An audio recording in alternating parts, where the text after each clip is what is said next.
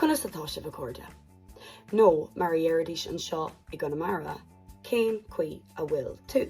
Tá cén fá go bhfuil atá úsáide le conas agus a bhfuil úsáide le cén chuí. Níl baint bit aige seo le canúntaí. Baineann sé leis na focail áirithe atá na habartí sin. Mar tá liste de focail a leanan rud éigean dar bannam an Clásál Coibhneasta iad. Sa liste seo tá an focail chuí. Mar sin leanan caint indíreach an focail chuí.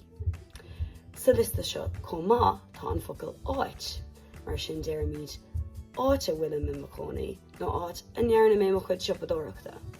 Tá an focail fá ann comá, agus sin an cúis go úsátá abertí cosúla cén fá go bhfuil atá san abert sin. Is féidir le cuiineh ar na samplaí is bonúsaí chun tú a thróirú leis an gramadach seo. Mátá tú caint san aimsir caite, conas a bhí an ceolcharm, ar dúirt tú conas atá tú, conas a bhí an ceolcharm. Ní artha conas